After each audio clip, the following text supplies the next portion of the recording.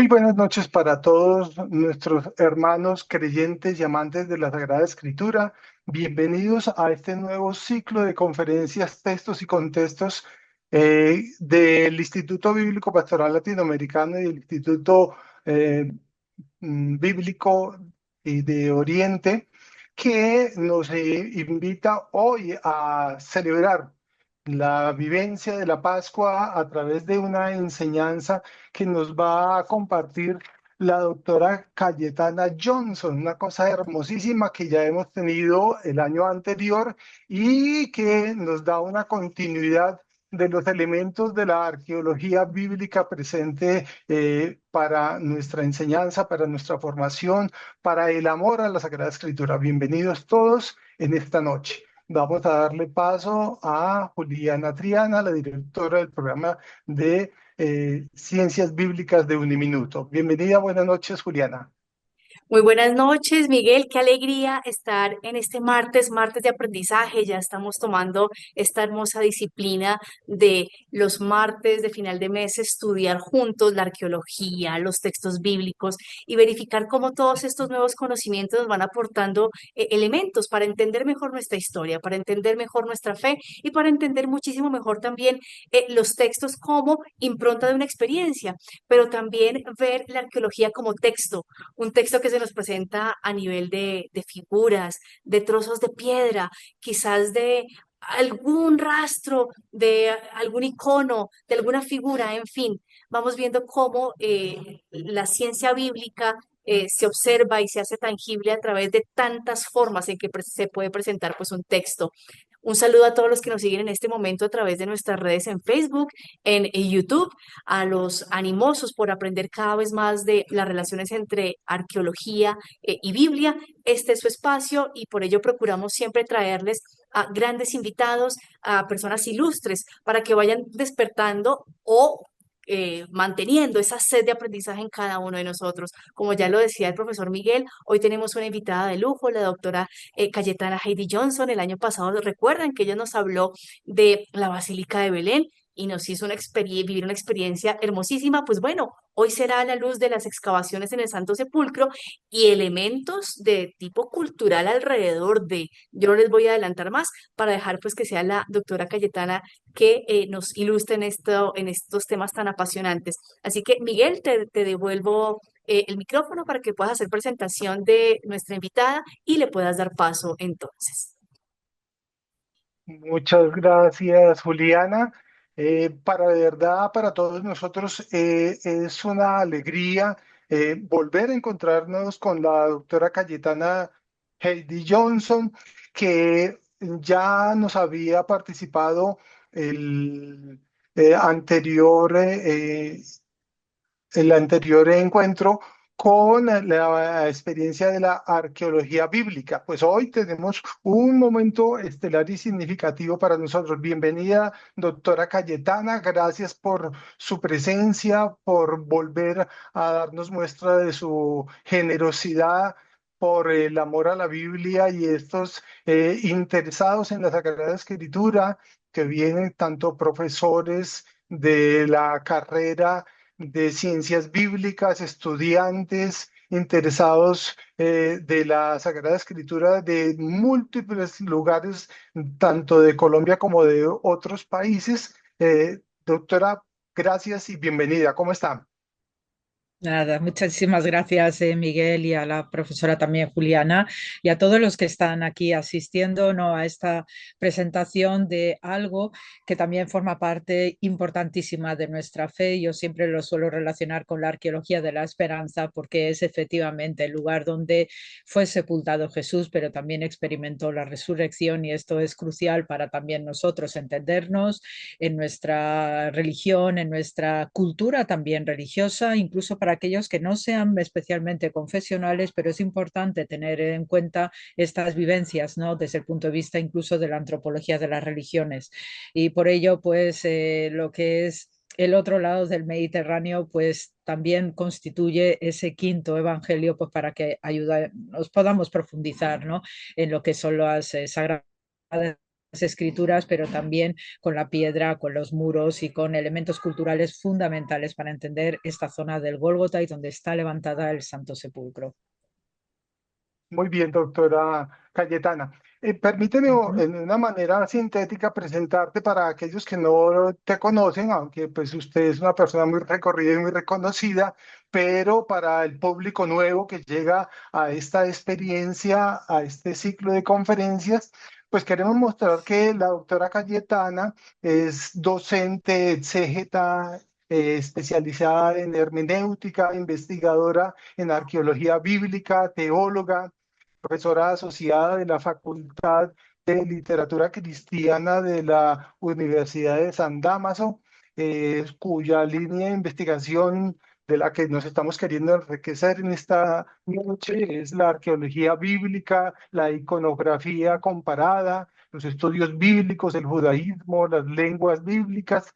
Bueno, podríamos seguir mostrando tanto el recorrido de su trayectoria académica, pero interesantísimo lo que usted nos ha venido a permitir conocer y aprender esta noche.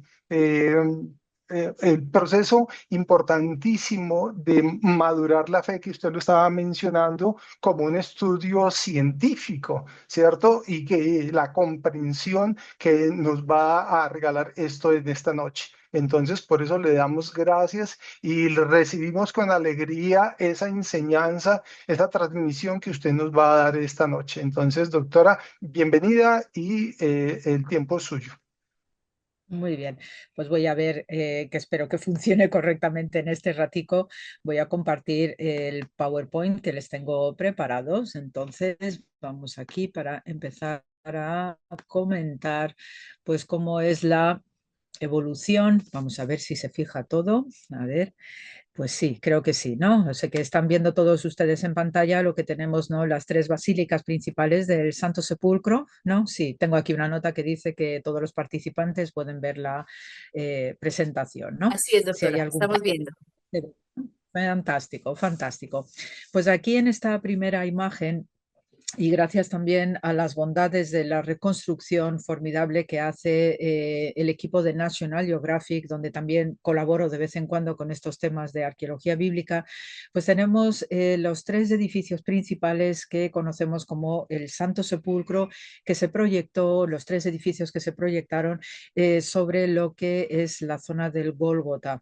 Entonces, de abajo hacia arriba es donde vemos los tres edificios principales, ¿no? Con después entre medias, pues determinadas modificaciones que se hicieron, pues para reconstruir, para sostener. También hubo conflictos importantísimos y algunos terremotos regionales, pues que dieron al traste con algunos aspectos no sustanciales de las estructuras, pero básicamente en estas tres fases principales, pues sí se conserva y se puede ver en toda su dimensión cuáles son los espacios articulados especialmente al servicio de la devoción y de lo que es la articulación de miles y miles de peregrinos que durante todos estos siglos, desde el año 33, pues han estado visitando, venerando, teniendo el recuerdo ¿no? espiritual, intelectual y también aquellos viajeros curiosos ¿no? que se querían asomar a esta otra parte del Mediterráneo antiguo, pues también ver ¿no? toda la efervescencia de pueblos en contacto, de diversas confesiones, de diversas manifestaciones de lo sagrado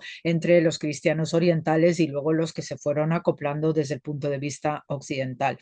Entonces, si se fijan, el edificio que está abajo, que es la primera basílica que se va a construir en tiempos bizantinos de Constantino el Grande y su madre, la formidable Santa Elena, que además era una gran recolectora de reliquias, pues si se fijan, el tipo o el modelo de basílica es muy abierto, es muy aéreo y también muy etéreo, ¿no?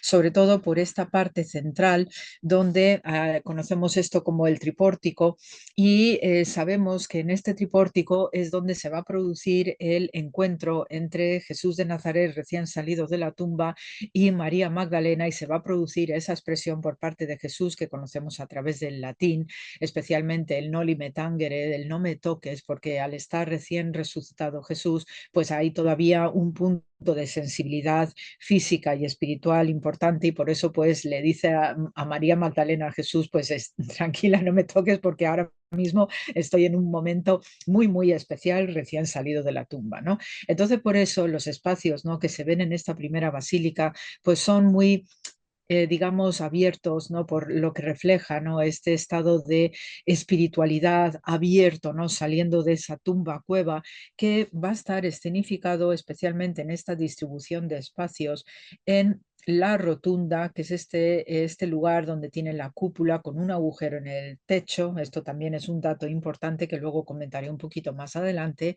Y el primer o la primera estructura del edículo que obedece a lo que proyectaron Constantino y Santa Elena.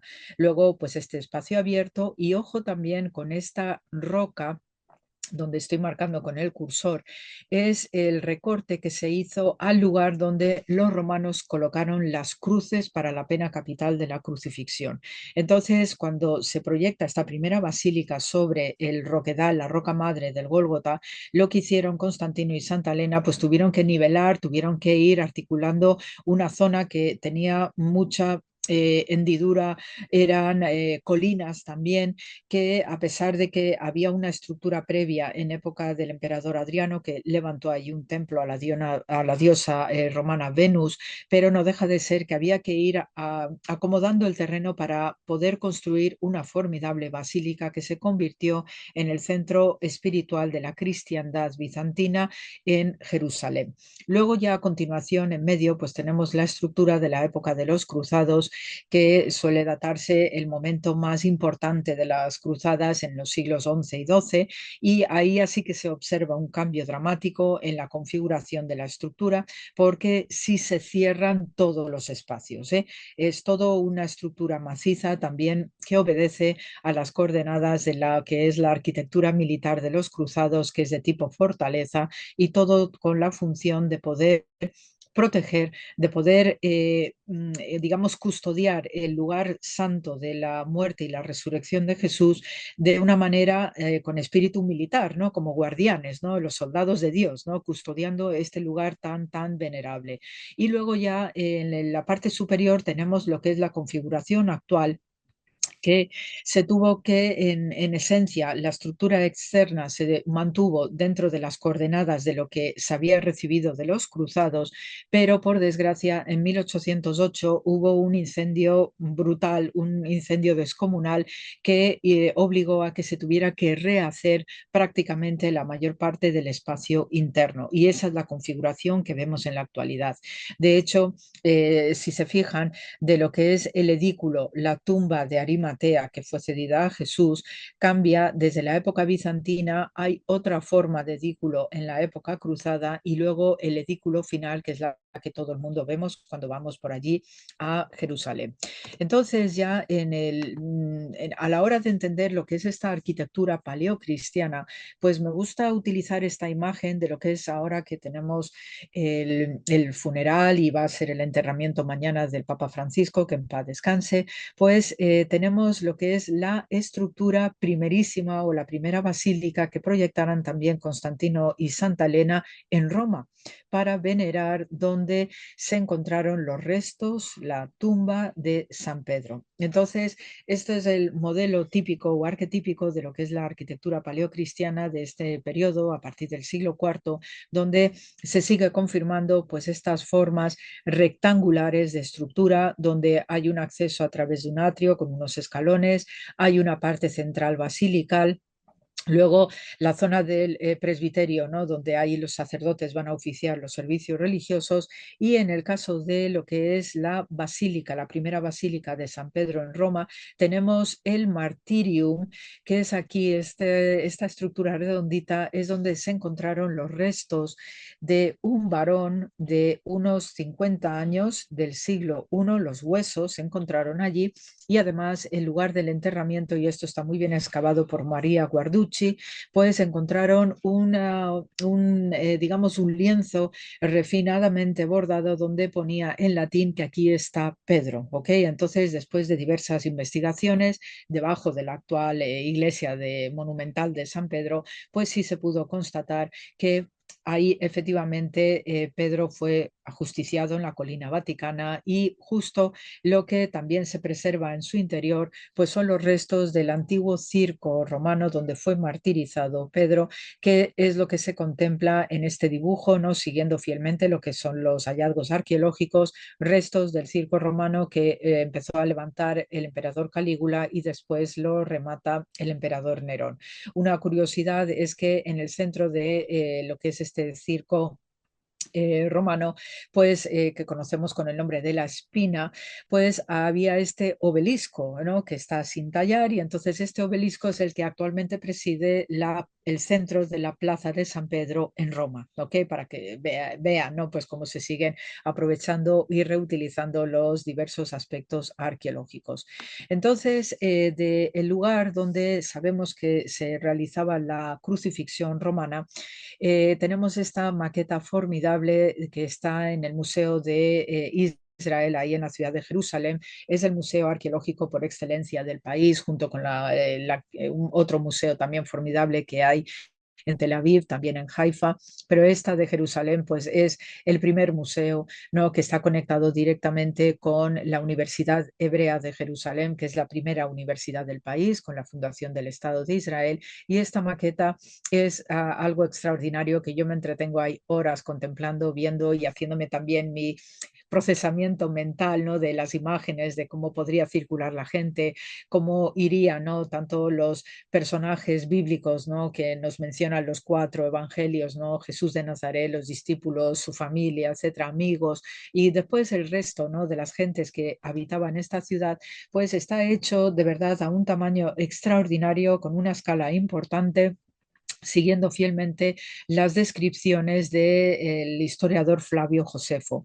Entonces, lo que estamos viendo desde aproximadamente la parte noroccidental, estamos viendo lo que era la ciudad que proyectara de manera espléndida el rey Herodes el Grande, que dentro de toda la nefasta reputación que tiene este gran rey Herodes, pues no deja de ser que fue un formidable arquitecto, quería siempre no ganarse el favor de los judíos, que no le querían para nada.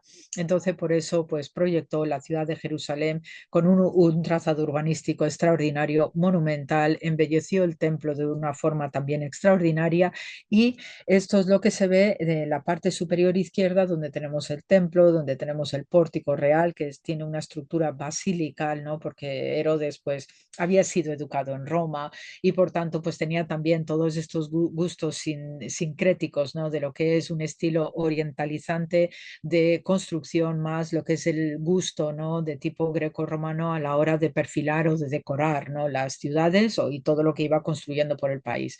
Y luego también pues haciendo un guiño, aquí está las dos torres de cuatro torres de la fortaleza Antonia, que fue erigida también por Herodes en honor a Marco Antonio, que había sido su mentor en el Oriente, y es aquí donde vamos a tener momentos delicados de la crucifixión, como la flagelación, la puesta de la corona de espinas, ¿no? Y luego pues cómo va a arrancar Jesús, ese itinerario durísimo para llegar al Gólgota, que se encuentra extramuros, y aquí donde pongo el cursor es aquí donde se localizaba el Gólgota para la pena capital romana, que en el pasado era una antigua cantera de donde se sacaban los sillares para ir construyendo esta monumental ciudad en tiempos de Herodes el Grande. Entonces hubo un momento que esta cantera quedó agotada, y entonces ahí los romanos lo aprovecharon para hacer las crucifixiones en este lugar. También alrededor del Gólgota, pues aunque se ven algunas casitas aquí, porque luego también hubo algunas viviendas que se proyectaron en toda esta zona, pero sí sabemos que allí había pequeñas grutas o pequeñas cuevas después de lo que había sido esta zona, este terreno utilizado como cantera, pues sabemos que a nivel particular uno podía comprar unos trozos de terreno y sobre todo las que tenían grutas o cuevas para utilizarlo como tumba individual o familiar o colectiva. Entonces, por ello, en este lugar del Gólgota no solamente lo utilizaron los romanos para hacer la pena capital de la crucifixión, sino que también había algunas tumbas alrededor. Y esto arqueológicamente nos consta que en esta zona no solamente José de Arimatea pues compró ese terrenito con su tumba cueva, sino que también había algunas otras dispersas incluso antes de que se proyectaran estas viviendas. Aquí, pues para salir a esta zona del Gólgota, si ven, aquí hay una pequeña puerta también donde estoy poniendo el cursor en la muralla. Esta la conocemos como la Puerta de la Justicia. Era la puerta maldita de la ciudad, porque era la que empleaban los romanos para sacar por ella todos los ajusticiados a la pena capital de la crucifixión, y entonces ya el resto se remataba allí en el Gólgota. No era una puerta como vemos que hay otras puertas en la ciudad donde la gente entraba y salía como cualquier viajero que entra y sale de una ciudad amurallada. No, esta era una puerta maldita precisamente por el uso que daban los romanos para sacar por allí a los reos de la pena capital de la crucifixión, y por eso pues era una puerta considerada maldita. Restos de esta puerta se conserva precisamente muy cerca del Santo Sepulcro en el convento ortodoxo de Alexander Nevsky. Y este diseño, que también gracias a National Geographic y gracias a los trabajos de restauración y mantenimiento que desde el año 2016 se está realizando hasta nuestro presente en el Santo Sepulcro, pues los equipos técnicos que están trabajando para este trabajo monumental de verdad, y es extraordinario porque están consolidando el Santo Sepulcro actual, porque hay grietas muy severas, hay problemas de derrumbe, y entonces están de verdad haciendo un esfuerzo titánico para que aquello no se nos venga abajo. Pero para ello pues se hace necesario utilizar también altas tecnologías para poder leer sobre el terreno donde pueden darse los problemas que hay que solucionar, y gracias a la utilización de georradares pues también se puede hacer una radiografía de cómo era el subsuelo del Gólgota y lo que está debajo del Santo Sepulcro, que después nosotros, claro, a simple vista ahora, tal como está la ciudad de Jerusalén, no lo podemos ver, pero sí gracias a estos trabajos, ¿no? De radiografía del terreno, pues sí se puede detectar, y de hecho se confirma pues cómo era la antigua cantera extramuros de la ciudad de Jerusalén, y se ve muy bien en algunos aspectos, ¿no? Estas formas escalonadas que hay en la roca madre, pues esto obedece al trabajo de la cantera, ¿no? De los trabajadores, ¿no? Los artesanos, que lo que hacían era sacar el protosillar, y una vez que ya tenían el tamaño del sillar adecuado para utilizarse en la construcción de Jerusalén, en viviendas o en murallas, pues ya la perfeccionaban, lo pulían, y por eso pues también tenemos unos sillares extraordinarios de esta época, que formó parte también de toda la monumentalidad que dejará el rey Herodes. Entonces, lo que tenemos aquí en esta reconstrucción hecha por National Geographic, insisto, pues se ven todos los aspectos de lo que era la antigua cantera, y vemos justo esta roquedal donde los romanos pues realizaban las crucifixiones, y esta parte donde están las crucecitas marcadas es lo que van a tener que ajustar, que perfilar Constantino y Santa Elena a la hora de construir la primera basílica del Santo Sepulcro. Luego, pues a la izquierda vemos que hay una hendidura en la roca madre, hay una especie de cuevecita, y esto va a ser la tumba que va a comprar, o el terreno que va a comprar José de Arimatea para poder construir su tumba. Hay que decir que Arimatea, igual que otros judíos de su tiempo, pues bien podían comprarse una tumba individual, pero lo habitual es que estas personas que querían tener una tumba, pues fueran tumbas familiares, porque obviamente todo el mundo tiene una familia, y también hay aspectos de enterramientos de caridad. Hay una institución que ya en esta época estaba funcionando, que se llama la Hebra Kadisha, y es una fraternidad de santidad, se llama así, para atender todos los rituales, digamos, funerarios de aquellas personas que no tenían amigos o familia que los pudiese atender correctamente y hacer los ritos prescritos cuando uno se muere. Entonces, es uno de los grandes mandamientos que tiene el judaísmo, es una gran mitzvah para el hecho de enterrar por caridad a aquellos que no tienen quien les lloren, ¿ok?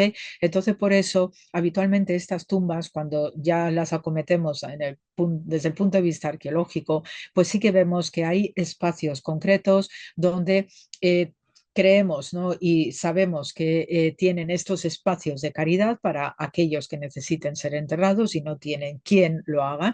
Y después también pues vemos tumbas algo más grandes, algo más pequeñas en función de las personas que vayan a ser enterrados en este lugar.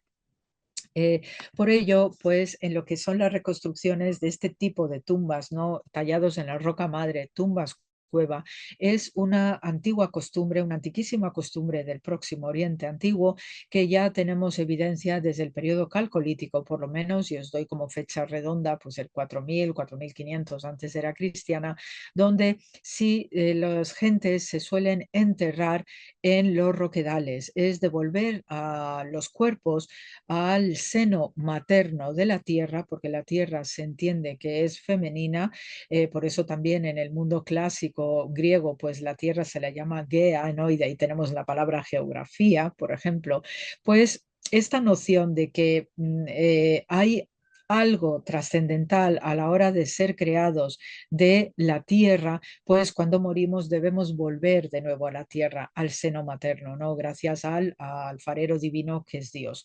Entonces, por eso, estas tumbas o esta costumbre de la tumba cueva va a perdurar durante muchos siglos, también va a ser parte importantísima en la cultura judía desde el punto de vista funerario. Y por ello, habitualmente las tumbas cuevas y sobre todo en la época de Jesús tiene estas características que están viendo en la pantalla. Entonces, habitualmente hay tres espacios. Hay una entrada o un patio frontal donde están aquí las mujeres en la imagen y es ahí donde se suelen sentar los familiares habitualmente que están teniendo el duelo de los 7 primeros días después de fallecida la persona querida. Es lo que conocemos como el duelo del Shiva en hebreo. Y entonces ahí pues normalmente están sentados en el suelo, están vestidos de luto, se echan cenizas sobre las cabezas, ¿no? Y habitualmente pues todos los vecinos y los parientes, ¿no? Que queden también alrededor suelen ayudarles a la hora de darles de comer, darles de beber, porque cuando uno está en ese duelo inicial pues no te apetece hacer absolutamente nada y entonces pues también es un gran acto de misericordia y de caridad pues ayudar en estos momentos de duelo inicial. Luego, como verán, hay una piedra redonda, esa piedra se llama golel, que significa eso, que tiene una forma redondeada, también es la misma raíz que tenemos en la palabra Galilea, por la forma redondita que tiene la región norte, ¿no? De la Galilea en Israel, y esa forma pues es muy aconsejable porque hay que facilitar el acceso al interior de la tumba de una manera ágil y no con puertas, digamos, cuadradas que pueden entorpecer todo lo que es el recinto funerario, porque aquí no debe haber ningún otro material que no sea piedra. La piedra ya de por sí en la cultura funeraria de los hebreos ya es una primera fase de purificación, de transformación del individuo que va a empezar un viaje en este itinerario de la muerte fundamental y también muy, muy especial. Por ello, ya lo que veis en lo que es ese cuerpo, ¿no? Que está luciendo con el sudario, eso se conoce como el banco de pudridero porque la persona fallecida, después de haber recibido el tratamiento correcto, ¿no? De la limpieza con agua bendita, también la unción con aloe, con mirra, hay también un aceite sacerdotal que se emplea, ¿no? Porque todo esto tiene un fuerte, fuerte contenido religioso, pues a la persona se le envuelve, se le venda, ¿no? De manera exquisita, precisamente porque se cuenta con la posible resurrección del individuo. Entonces también esto nos ayuda a entender cómo o por qué existe esta piedra rodante, ¿no? Que permite el acceso al interior de la tumba y tenemos de este modelo de tumbas varias en el país, ¿no? Es porque hay una sólida convicción y creencia en la posibilidad de la resurrección al tercer día. Luego, a partir del siglo II, con el rabino Eliezer, Rabí Eliezer, pues se va a ampliar a 7 y después va a haber una continuación para ampliar hasta 30 días la posibilidad de la resurrección.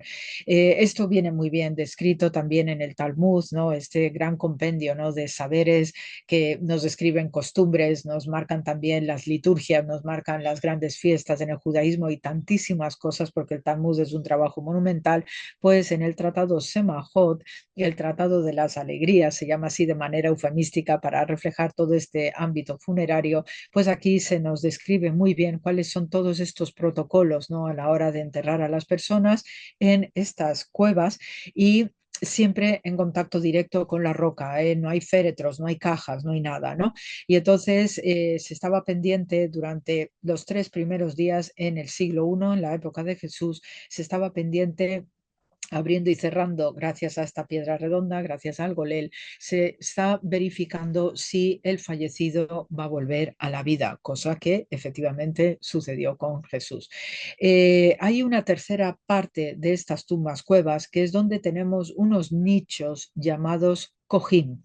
Estos nichos que los conservamos en la parte trasera del Santo Sepulcro actual, que después les enseñaré, pues esta tercera estancia es porque cuando después de pasados los 3 días en ese siglo I, se ve que la persona no ha vuelto a la vida, entonces la piedra rodante, el golel, sella la tumba y hay que esperar durante un año, que por eso se llama la fase de pudridero, se espera durante un año a que la carne se desprenda de los huesos y pasado ese año se vuelve a abrir con esta piedra golel y entonces se recolectan los huesos y se meten esos huesos en una cajita de piedra, también un osario, y esos osarios pues están decorados, tienen también, a veces encontramos en estos osarios nombre de la persona que está allí enterrada, no, con sus huesos, y entonces en esa tercera fase pues el osario se pone en estos nichos y cuando ya esos nichos se han llenado con 2 o 3 o 4 osarios,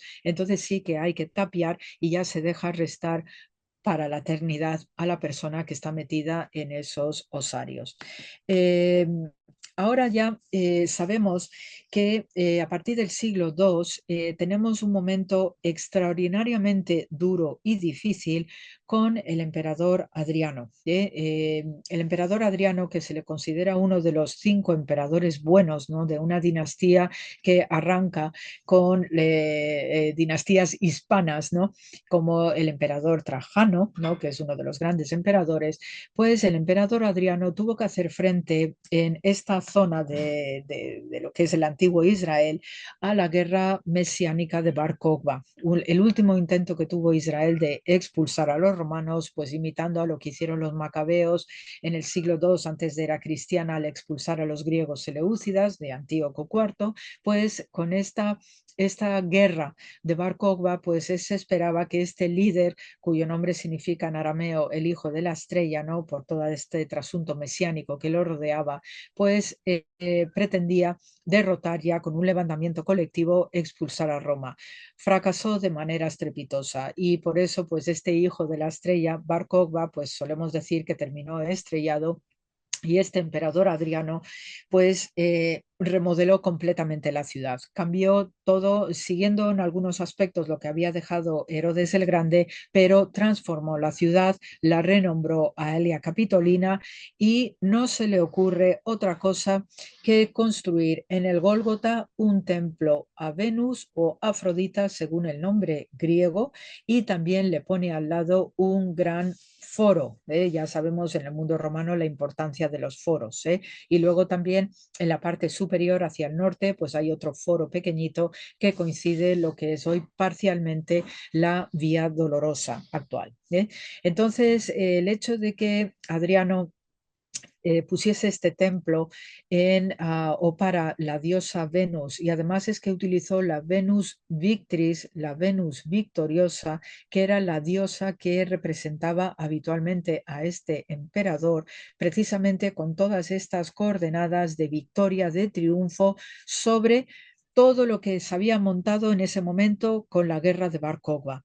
Entonces, al levantar un templo en esta zona del Gólgota, para nosotros los arqueólogos es una información fundamental para entender que algo muy importante estaba sucediendo en esa zona como para que el emperador pusiese aquí este templo a Venus.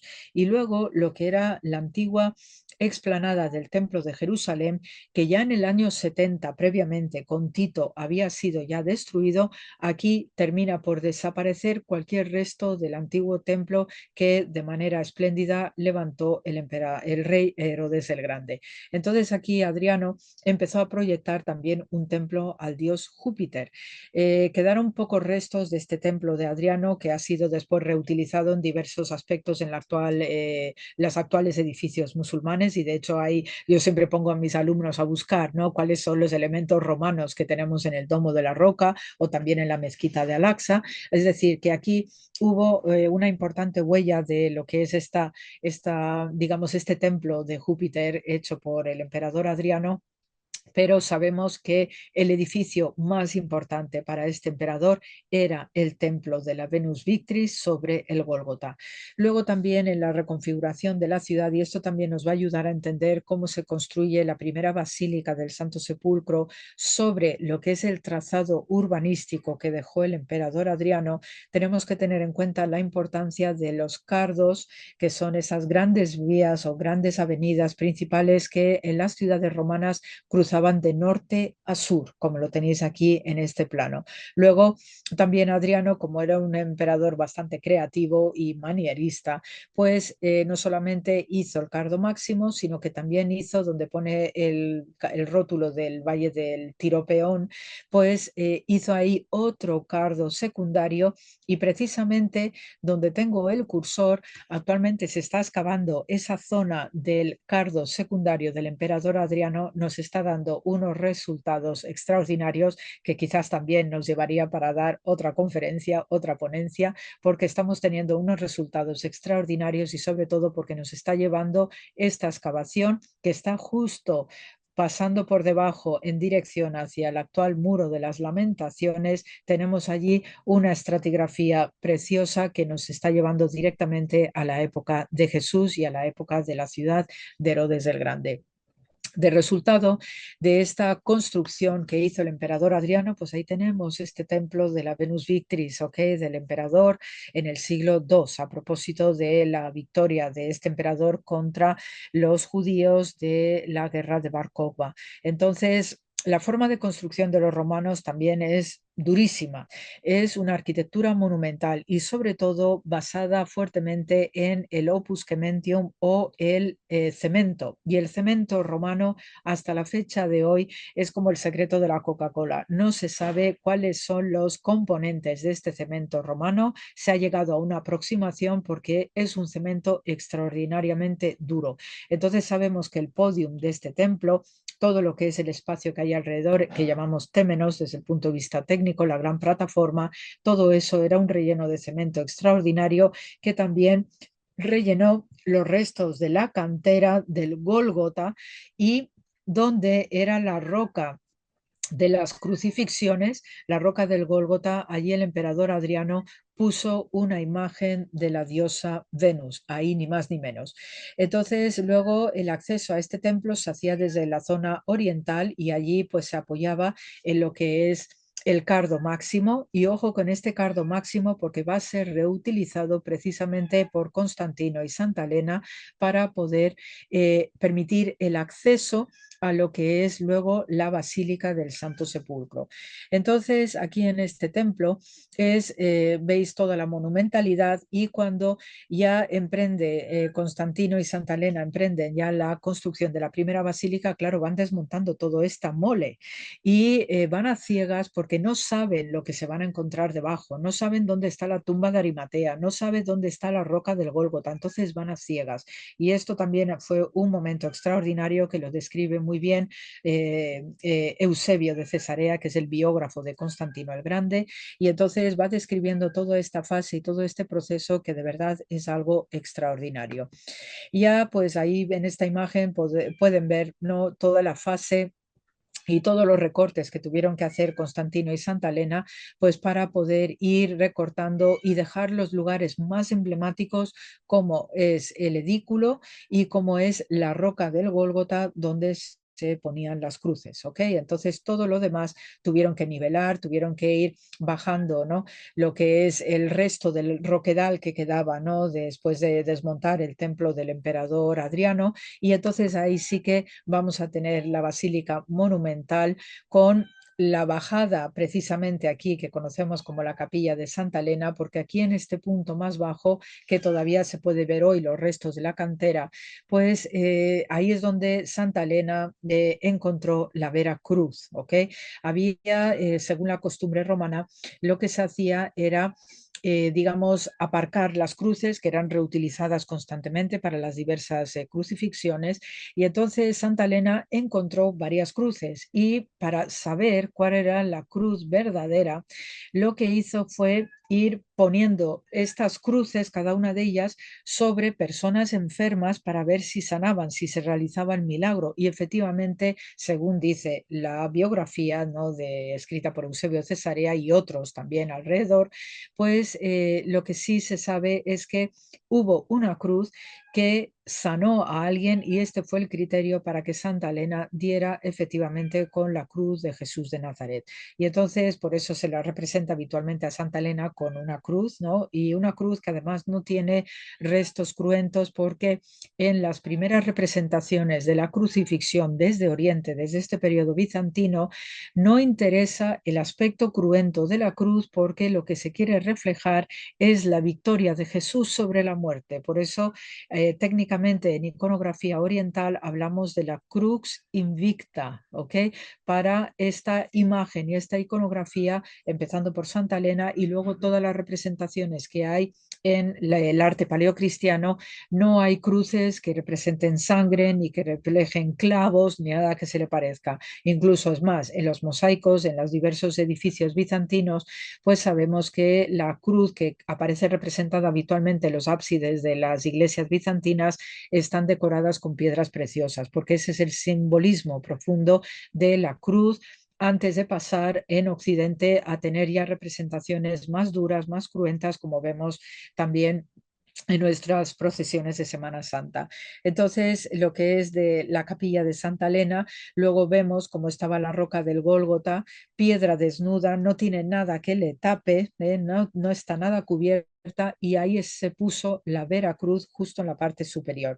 Y quédense con esta imagen por algo que les voy a enseñar al final que encontramos en las excavaciones de Jerusalén donde estoy trabajando, porque es una auténtica joya, ¿no? Es un auténtico tesorillo a propósito de esta roca.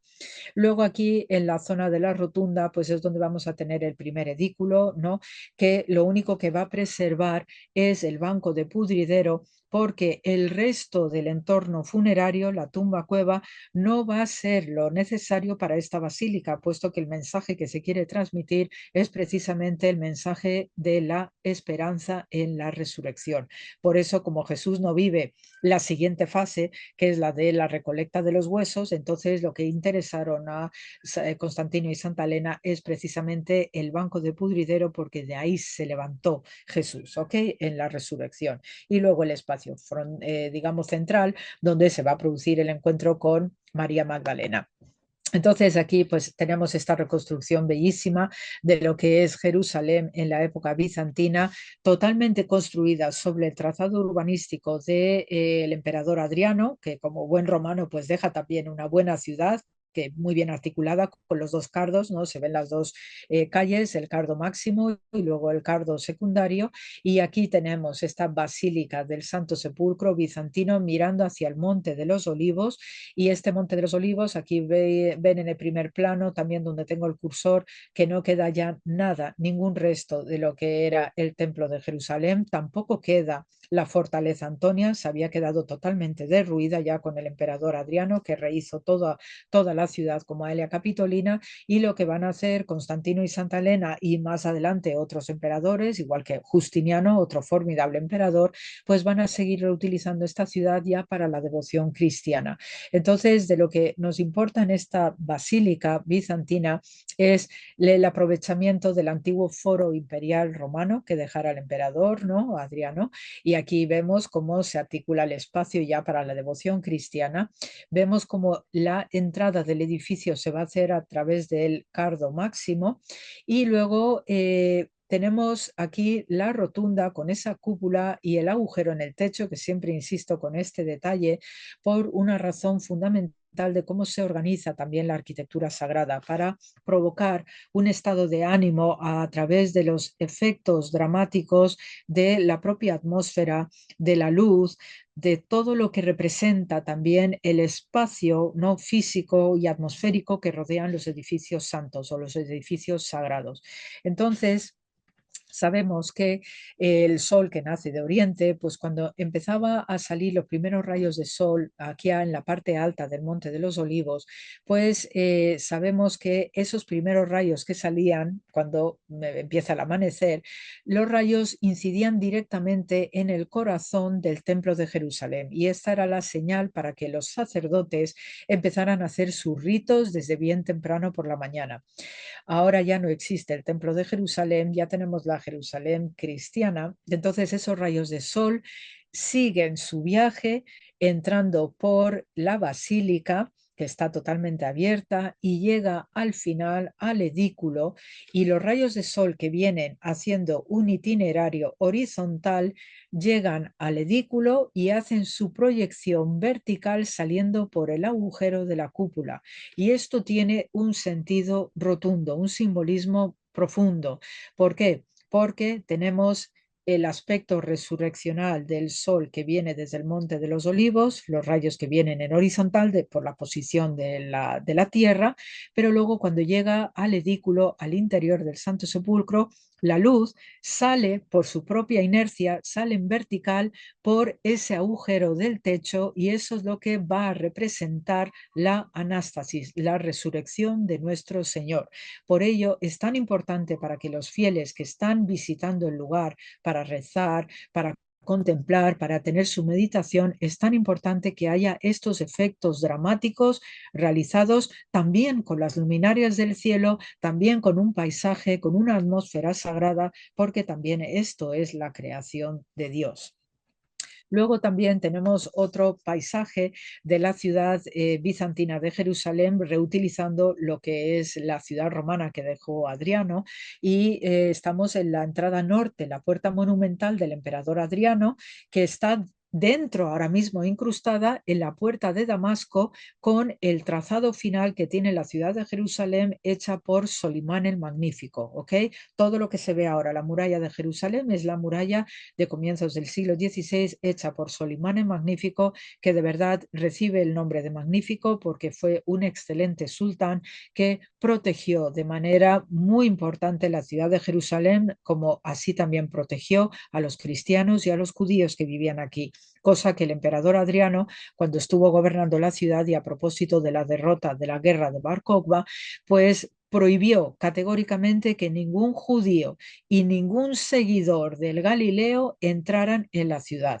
Con Solimán el Magnífico fue totalmente lo contrario. Y tanto es así que Solimán lo que procuró era que se favoreciese la peregrinación, el acceso a la ciudad, para que los cristianos en particular tuvieran sus devociones entrando por esta puerta monumental. Cogían el cardo máximo que tengo aquí en el cursor y accedían directamente al Santo Sepulcro, que es un edificio monumental.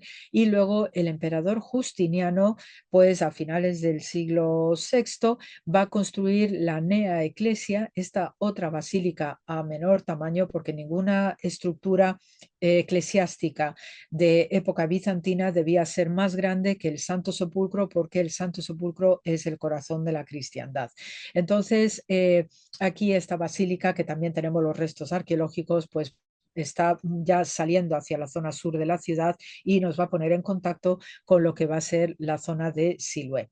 Y luego pues aquí a la izquierda es donde se ve el cardo secundario que nos va a llevar justo delante de lo que es el actual Muro de las Lamentaciones en esas excavaciones que les acabo de contar.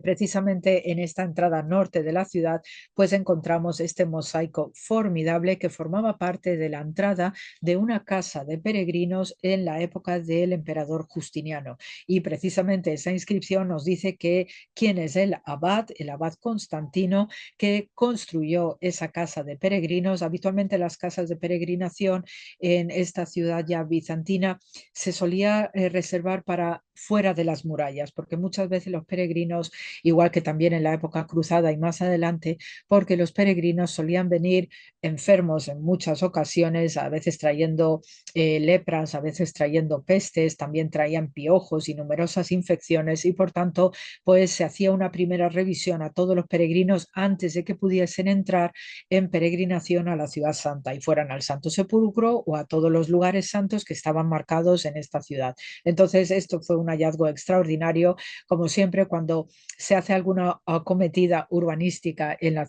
actual ciudad de Jerusalén, siempre nos vamos a encontrar algún resto arqueológico y por eso también tenemos que tener mucho cuidado pues cuando hay que hacer una canalización de agua, cuando hay que poner el tendido eléctrico, cuando hay que poner el gas, porque siempre va a surgir algo. Entonces este mosaico de verdad con la inscripción, que es una auténtica joya porque las inscripciones nos ayudan muchísimo a entender los contextos arqueológicos y la fecha y quién es quién, pues se ha podido sacar y se conserva ahora y se puede ver en el Museo de Israel que está en Jerusalén.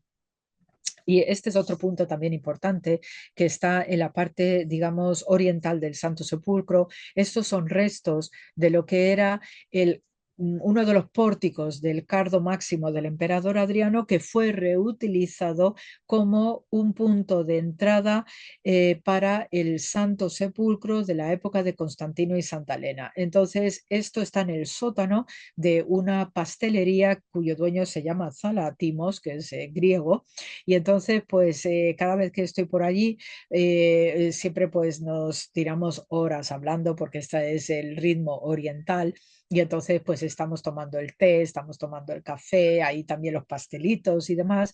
Y entonces, bueno, pues ya más o menos vas entrando con más confianza con el Zalatimos, con el dueño, y al final pues a veces tengo que recurrir a armas de seducción masiva, como digo, hago una caída de ojos y le digo, déjame ver lo que tienes en el sótano, ¿no? Y también pues nos ofrecemos, ¿no? Como arqueólogos y restauradores, pues nos ofrecemos a mantener, si hay que hacer alguna reparación, alguna restauración, porque todo esto al estar unos metros por debajo de la superficie actual, pues la presión de los edificios superiores también puede deteriorar todos los restos arqueológicos. Sé que esta es una auténtica joya viva, ¿no? De la época de Constantino y Santa Elena.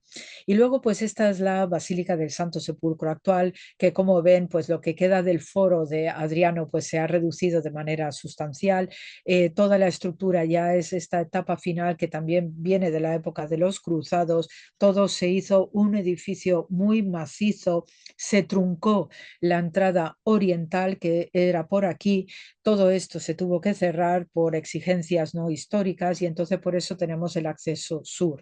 Y por ello, pues ahora mismo lo que es la zona de la Roca del Gólgota está totalmente cubierta y con dos capillas que representan las dos ramas cristianas principales, la parte digamos, católica o latina, según decían los cruzados, y la parte central es de dominio ortodoxo.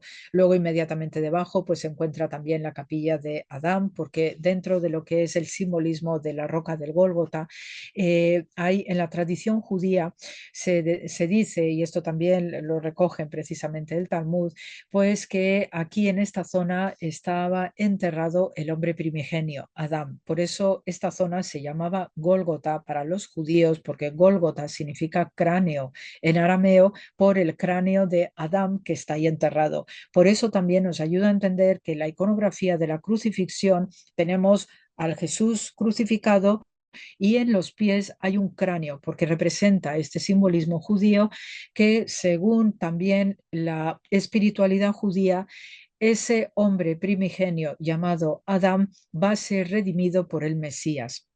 Y por eso las iconografías orientales de la resurrección se nos presenta a Jesús que una vez que ha salido de la tumba, lo que hace es una catábasis, es un descenso a los infiernos. Y en la iconografía oriental lo que se le ve a Jesús es pisoteando las puertas del inframundo y sacando a todos los justos que se adhieren a él, y la primera persona a quien Jesús agarra de la mano, con la mano derecha, es Adán. Precisamente todas estas coordenadas lo refleja muy bien la iconografía oriental de tipo bizantino o paleocristiano, y esto nos ayuda a entender luego otros personajes, porque detrás de Adán viene Eva, luego van a aparecer también David y Salomón, aparecen muchos protagonistas del Antiguo y luego conectando con el Nuevo Testamento, porque también está presente Juan el Bautista.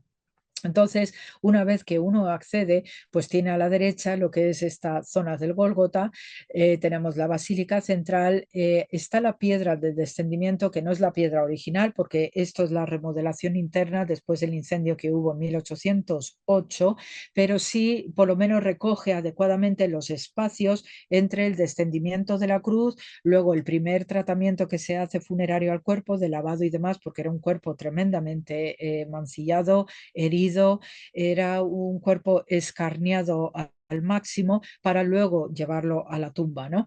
En este sentido, en el judaísmo también tenemos claves muy importantes para entender la urgencia del enterramiento de Jesús, porque según, ¿no?, toda la tradición bíblica que recibimos ya desde el Génesis 1, pues fuimos hechos a imagen y semejanza de Dios.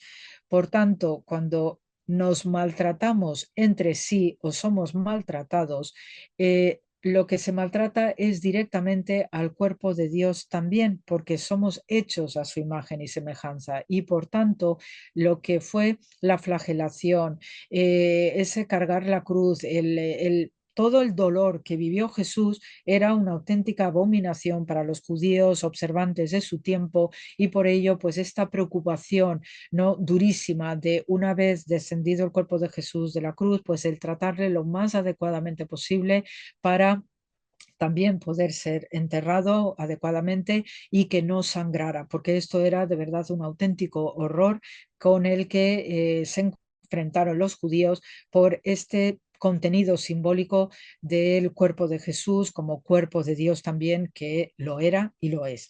Y después ya pues tenemos lo que es el edículo actual, que es fruto, ¿no?, de esta nueva versión al final, ¿no?, en el siglo XIX, con todo el estilo oriental y este remate de cebolla que llamamos así, ¿no? Fíjense cómo aquí detrás, que tenemos la capilla siríaca, es la capilla más antigua del Santo Sepulcro, de época bizantina, pues vemos aquí estos puntitos oscuros, esta cueva, y estos son los nichos Cojim que formaban parte de lo que era esta tumba de Arimatea. Era todo el conjunto funerario tallado en la roca madre, tumba cueva, y todo esto se quedó apartado en lo que es esa capilla siriaca, y allí pues tiene veneraciones muy importantes, porque uno puede entrar a ver dos nichos en particular que siempre están iluminados con velas, porque según la tradición piadosa, ahí es donde fueron enterrados Arimatea y Nicodemo, que querían ser enterrados de manera sencilla y humilde, porque la tumba principal era para nuestro Señor, para Jesús, y ellos, que son tan poca cosa, pues prefirieron reservarse para esos nichos llamados Cojim. Aquí está pues este edículo maravillosamente restaurado, que también tenía un serio riesgo de abrirse, porque estaba agrietado por muchísimos sitios, y aquí pues vemos elementos como el suelo este en ajedrez, que este suelo de la época de los cruzados. Luego también ha habido trabajos importantísimos, ¿no?, de cuando se estuvo haciendo la restauración de este edículo, pues sí se dio con el suelo del siglo IV de la Basílica de Constantino y Santa Elena, y entonces pues se podía confirmar una serie de aspectos, ¿no?, arquitectónicos, ¿no?, de la evolución del Santo Sepulcro. Luego tenemos aquí la Capilla del Ángel, con este pequeño altarcito que lo que conserva en el interior son restos de la piedra golel, esa piedra redonda, ¿no?, que nos permitía entrar y salir para velar por el cuerpo que está en el banco de pudridero. Entonces aquí en este banco de Pudridero, cuya piedra actual, no la que todo el mundo tocamos, es del siglo XVI, pues desde el siglo XVI no se sabía qué había debajo, no se había tocado absolutamente nada.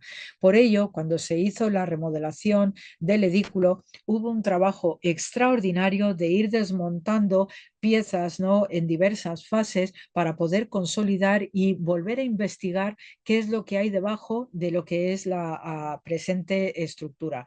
Y efectivamente, pues cuando movieron esa losa de piedra del siglo XVI, que es lo que todo el mundo tocamos en la actualidad, pues aparecieron estos dos elementos. La piedra gris es la losa bizantina del siglo IV que protegía precisamente el banco de pudridero original de la tumba de Arimatea. Los propios especialistas de la Universidad de Atenas, quienes han hecho cargo de este trabajo monumental en el Santo Sepulcro, estaban de verdad alucinados porque, sabiendo todos los avatares históricos que sufrió esta parte de Jerusalén, no entendían cómo esto no se había roto del todo, porque es una piedra caliza, es muy blanda, tiende a agrietarse con bastante facilidad y sobre todo cuando el emperador Adriano construyó ese templo a la Venus Victrix, pues el peso mismo de toda la explanada y del mismo templo podía haber machacado esto perfectamente y no lo hizo. Entonces son de los tantos no milagros que tenemos en diversas excavaciones del país, pero especialmente en el Santo Sepulcro, a lo que también les voy a compartir que cuando los trabajadores estaban trabajando dentro del edículo, removiendo todas estas piedras, pues ellos estaban trabajando con productos químicos de alto nivel, con una serie de siliconas y de pegamentos para poder consolidar la estructura y que dure unos cuantos siglos más. Entonces, estos trabajadores en una entrevista dijeron que cuando empezaron a desplazar la losa del siglo XVI, ¿no?, la que cubre actualmente toda esta estructura interna, pues notaron un fuerte perfume a flores. Entonces yo me quedé con esta información y al año siguiente, en el 2017, pues ellos, aparte del equipo, estaba trabajando también en un mantenimiento, en una restauración de la capilla de Santa Elena, abajo, donde encontró Santa Elena la Veracruz, pues me acerqué a ellos a preguntarles si efectivamente habían sentido ese perfume a flores. Dice, efectivamente lo sentimos y nos preguntamos todavía cómo fue posible, porque no había nada alrededor, no había incienso, no había velas, no había nada porque estábamos trabajando con una técnica específica de restauración con muchos productos químicos y por tanto era muy difícil que pudiéramos oler a otra cosa que no fueran siliconas. Entonces, pues esto también son detalles no prodigiosos, bellísimos también para la espiritualidad, que nos informa que estos lugares son tan especiales, compartiendo el espacio de lo que es el trabajo científico que también se realiza en estos yacimientos y en estos puntos no tan especiales de Jerusalén. Y aquí pues tenemos estos dos nichos que corresponden a las tumbas de Arimatea y de Nicodemo, que se pueden visitar accediendo por la capilla siríaca, y constantemente hay velas, hay plegarias, hay gente allí porque tienes que agacharte y entonces pues es un lugar altamente venerado. Y luego aquí a la derecha, pues para que también vean lo que es este modelo de tumba cueva, es el Dominus Flevit donde el Señor lloró, y aquí pues vemos toda la estructura también con sus nichos, cojín, y para que vean lo que son los osarios de esta época. Este Dominus Flevit y esta tumba cueva en particular tiene muchos osarios, no se han encontrado restos en el interior porque estaba todo saqueado, estaba maltratado, y sabemos que los osarios corresponden entre los siglos I y III, ¿ok? Por eso algunos de estos osarios también son osarios judeocristianos, ¿eh? Esto también es otro de los datos interesantes que nos chiva este Dominus Flevit. Y luego también aquí hay otro hito importantísimo de esta inscripción formidable, lo que conocemos como la inscripción de Nazaret, porque apareció esta piedra en un bazar de antigüedades en Nazaret, y era una piedra que venía de Anatolia. Había sido hecha porque cuando analizaron la piedra de esta inscripción es una piedra típica que hay en Anatolia, no lo hay en Israel, y apareció en este bazar de antigüedades a finales del 19, que lo compró este alemán. Y entonces lo que se nos refleja en este mármol es el tema penal romano de la violatio sepulcri. Y esto sí que era una cosa muy dura, muy estricta, que llevaba la pena capital a aquellos que saqueaban las tumbas. Cuando hay una legislación tan contundente como este violatio sepulcri es porque la gente estaba haciendo cosas, ¿eh? No solamente era robar en las tumbas, sino que también sabemos por una serie de descripciones que nos hacen algunos autores griegos y romanos, que había prácticas necrománticas sobre los cadáveres de personalidades carismáticas a los que se les preguntaba de manera oracular con el esquema del sí o no, me va a suceder tal cosa, robaban los cadáveres. Por eso se entiende, y gracias a este dicto podemos entender por qué se pidió vigilancia, se pidió que se pusieran soldados en la tumba de Jesús para evitar que nadie entrase y sobre todo nadie se robase el cadáver para hacer este tipo de prácticas necrománticas. Entonces esta inscripción es una auténtica joya que por lo menos nos contextualiza en lo que leemos en el Evangelio. ¿Ok?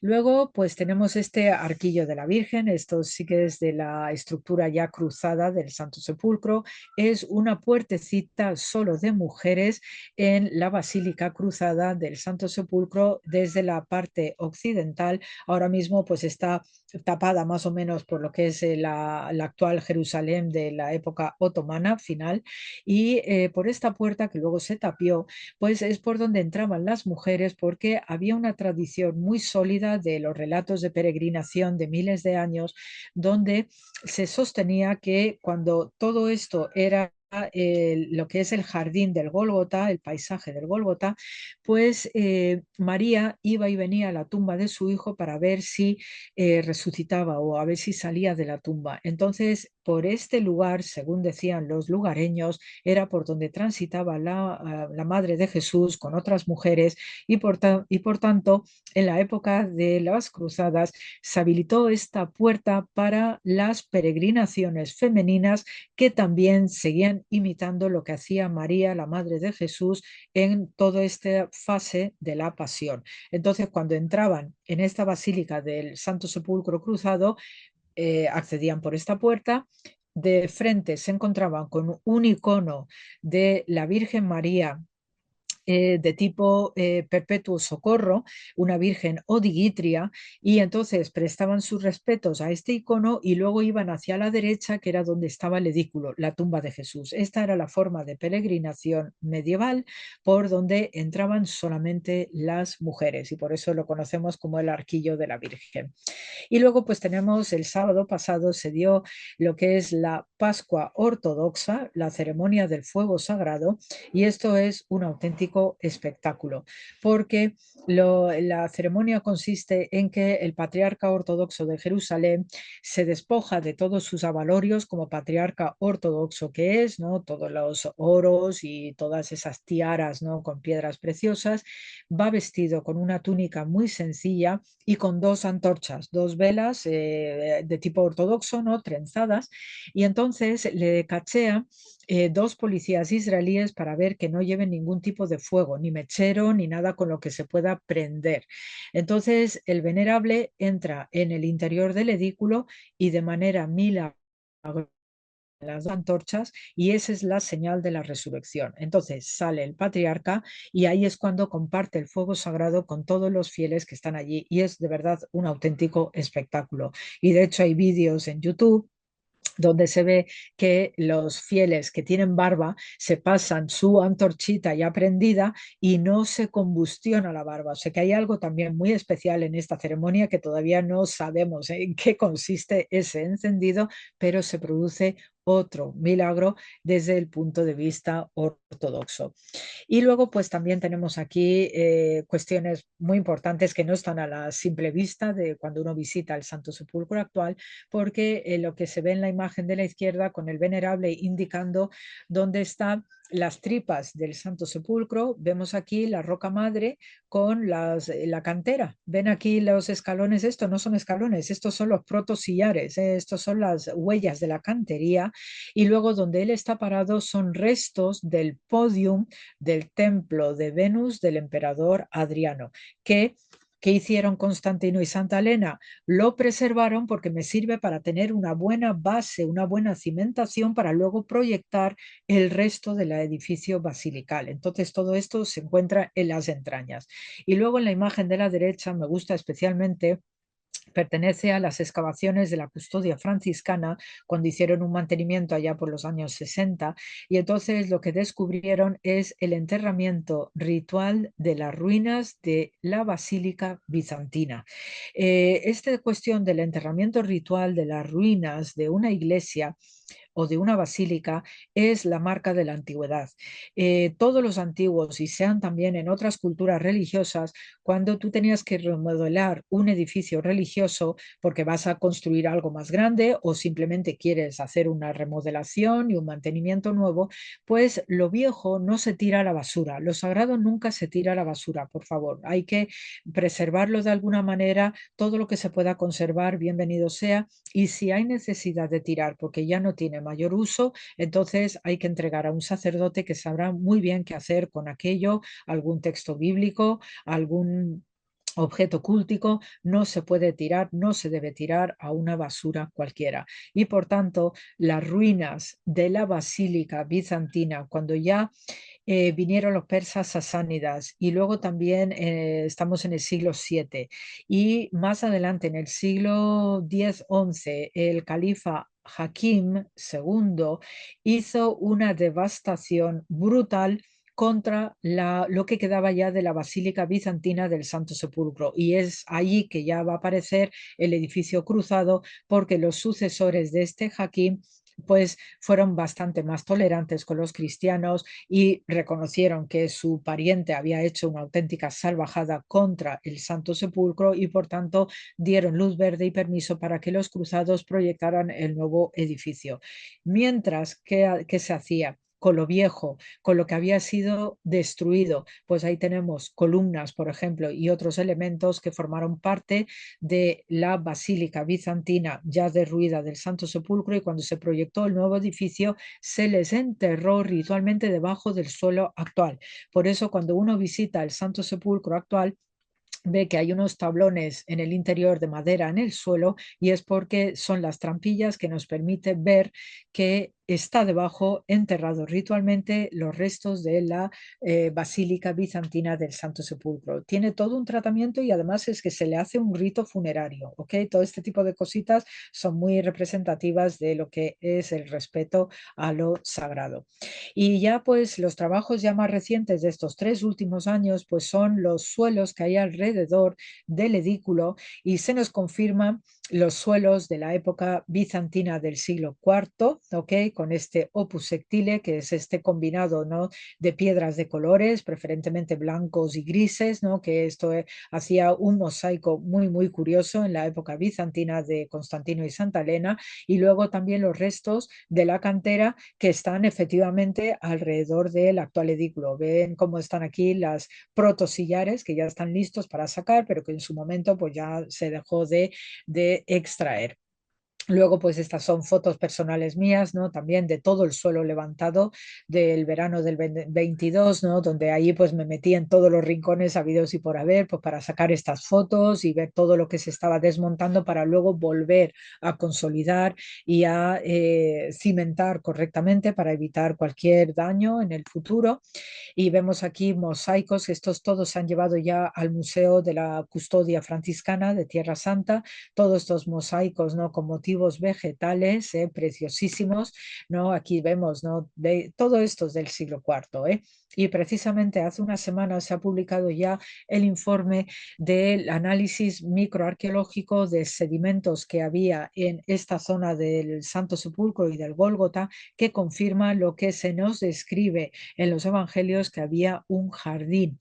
Entonces, ese jardín consistía en árboles de olivos y en viñedos, ¿ok? Para el vino, que son los dos, digamos, motivos de plantas emblemáticos para el judaísmo y también para el cristianismo, por aquello del aceite y el vino. Pues esto era ese jardín que se nos describe que presidía la zona del Gólgota. Por eso tenemos estos mosaicos bizantinos de Santa Elena y Constantino con motivos vegetales.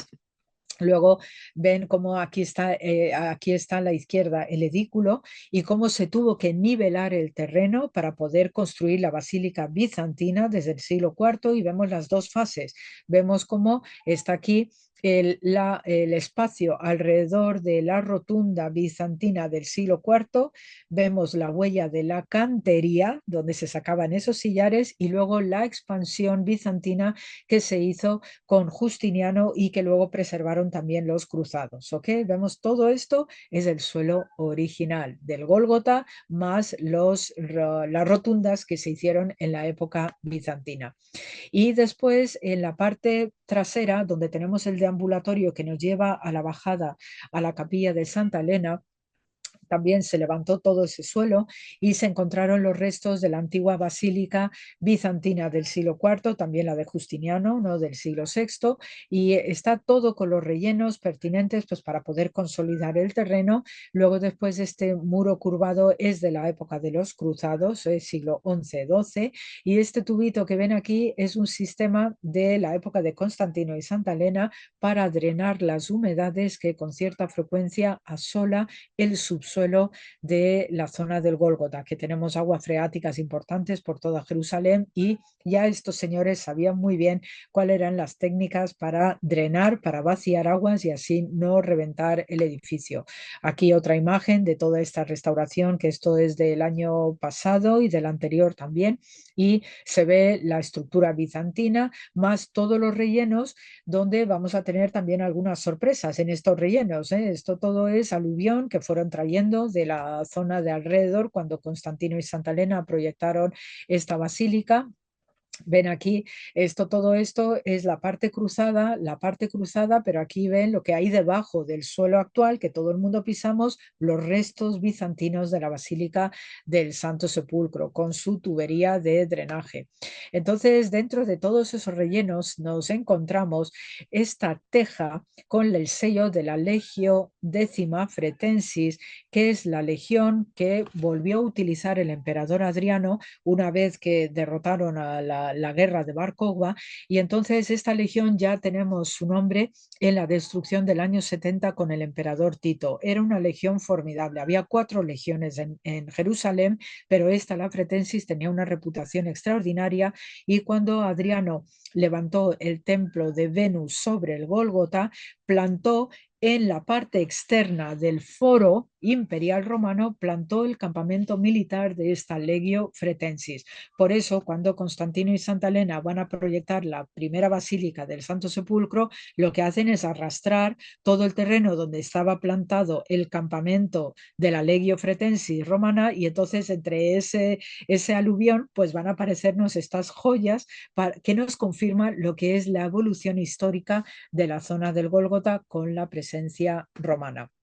Y luego, pues aquí tenemos un ejemplo también de un varón crucificado en el siglo I, cuyos restos no solamente se encontraron con su osario, aquí tenemos el osario de este individuo que se llamaba Yohanan ben Hakkol, y aquí lo tenemos, este Yohanan ben Hakkol, ¿no? En la epigrafía típicamente judaíta, y se encontró solamente el resto de su tobillo, que es esta piececita chiquitita. Esto está todo expuesto en el Museo de Israel, y también nos chiva acerca de las formas de crucifixión que empleaban los romanos.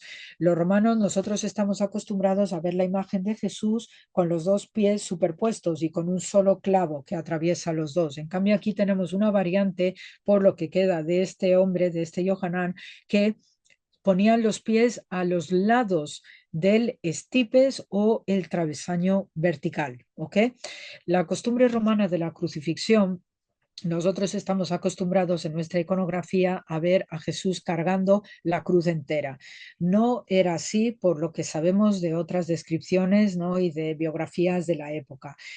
Parece ser que en los lugares de crucifixión lo que hacían los romanos era poner el vertical como la pieza fija, y el reo lo que cargaba era el travesaño horizontal. Lo cargaba sobre sus hombros, y un extremo de ese patibulum, que así se llamaba, se ataba con una cadena al tobillo del reo para evitar la fuga. Y como la pena de la crucifixión entre los judíos en Jerusalén en ese siglo I era un auténtico escándalo, pues había un serio riesgo de motín social y por eso era más necesario que nunca que ese patíbulo estuviera atado por una cadena al tobillo de Jesús. Por ello también cuando vemos lo que es la vía dolorosa, el vía crucis, cuando llega el momento de Simón el Cireneo, hay muchas representaciones de Simón el Cireneo muy pegadito al cuerpo de Jesús, precisamente por esto, porque el patíbulo estaba encadenado al tobillo de Jesús y por tanto no podía darse una distancia física como para que Simón el Cireneo estuviera cargando, ¿no?, la cruz de manera exenta, ¿ok? O sea que hay todo esta composición porque bien lo sabemos a través de descripciones de cómo era la pena capital romana. Luego, ya para ir concluyendo, pues el tesorillo que les voy a mostrar, que encontramos en donde estoy trabajando en Jerusalén, en la ciudad de David, pues esta imagen muestra lo que es parte de la calle aquí detrás donde está esta escalera de madera, pues esto es parte de la calle que sube desde la piscina de Siloé, que está al sur de la ciudad. Tiene en esta parte la versión bizantina de la calle que sube desde Siloé y nosotros, donde tenemos ya el resto de las piedras, pues estábamos quitando el periodo medieval, el periodo ya de la época abásida, ¿ok? Ya la entrada del mundo musulmán en la ciudad de Jerusalén. Entonces fuimos quitando todo esto, fuimos preparando y aquí tenemos el artículo científico que ya se ha publicado, el hallazgo en concreto que les voy a mostrar. Entonces, si se fijan, es el yacimiento donde estoy trabajando y esta calle precisamente es esta calle bizantina que sube desde abajo del todo, mucho más abajo del todo hacia su izquierda de la piscina de Siloé. Entonces aquí en esta calle pues encontramos un hecho que también nos chiva de qué tipo de evangelio estaban leyendo los peregrinos bizantinos en o a finales del siglo VI, comienzos del VII, por el hallazgo que tuvimos. Entonces, en este evangelio se nos aparecen dos mujeres, no tres, como aparece en el evangelio de Marcos. Y es precisamente aquí donde nos aparece este anillo de peregrinación femenina. Es un anillo delicadísimo y está representándose precisamente las dos mujeres del Evangelio de Mateo. Aquí tenemos las dos miróforas, las que portan la mirra, porque estaban cuidando el cuerpo sangrante de Jesús en ese banco de pudridero.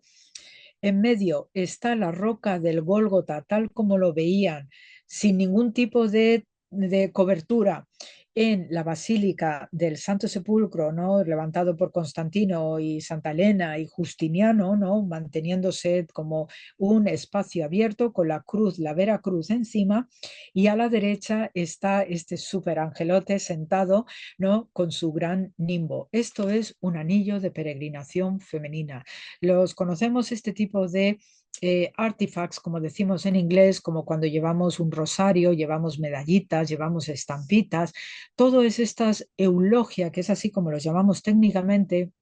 Los peregrinos frotaban en todos los lugares santos que ellos estimaban. Entonces, esta señora que perdió este anillo en esta calle donde estoy trabajando en Jerusalén, esto apareció a finales de agosto del 2018, pues claro, se te encoge el corazón porque dices, esto perteneció a alguien que existió de verdad, que iba en peregrinación a Jerusalén, hizo el itinerario que también hacían los judíos subiendo desde la piscina de Siloé para ir a su templo de Jerusalén, pues los peregrinos cristianos también venían desde la piscina de Siloé, que había una iglesia ya bizantina de Siloé ahí construida, iban subiendo también la misma calle para ir al Santo Sepulcro y por algo que pasara, esta mujer perdió su anillo. Entonces, claro, pues siempre nos da ese punto de ternura de encontrarnos algo que personalmente era muy importante para alguien que venía en peregrinación y bueno, pues lo tratamos con un respeto máximo, con una ternura también extraordinaria,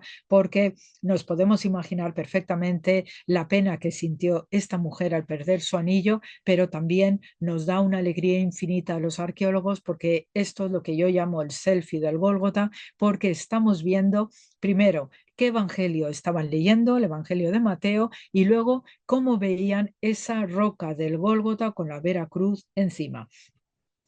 Por ello, pues ya para concluir, quiero pues transmitirle toda la esperanza y la ilusión que supone este final de la Pascua, la Semana Santa, con esta imagen rotunda de Jesús y este pasaje del Evangelio de Juan, que de verdad es de una inspiración extraordinaria, y siempre para agradecerles de corazón pues al haber aguantado este ratito, toda esta ponencia, y compartir con ustedes pues todo nuestro trabajo, que por algo la arqueología bíblica es el quinto evangelio y nos nutre de una manera extraordinaria. Así que muchísimas gracias por su asistencia a todos los que estén allí al otro lado del Atlántico, y hasta otra ocasión que contemos más cositas. Así que muchísimas gracias.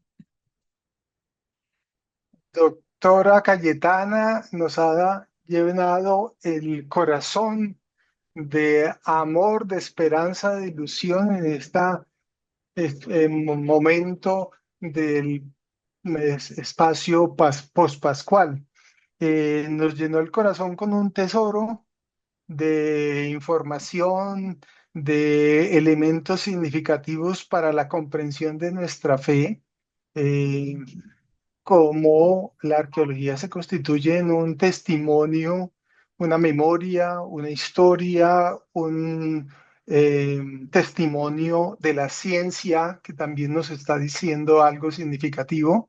Y de verdad que sentimos el contenido muy, muy importante, muy significativo para la experiencia pospascual que hemos recientemente celebrado, y también la ilusión de lo que hacíamos mención, ¿no? La experiencia del tránsito de nuestro Papa querido, y la esperanza de la resurrección, como lo mencionaba usted.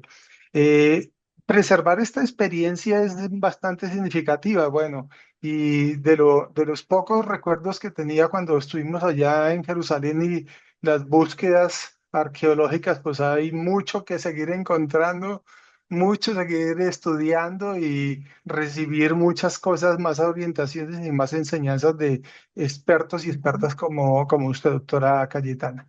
Bueno, vamos a abrir entonces los micrófonos para quienes han estado participando en esta conferencia.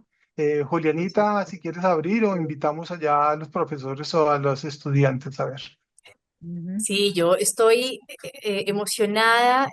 Profesora Cayetana, en primer lugar, gracias por ese compartir, porque se ve en usted tanto la mujer de academia también como la mujer de fe.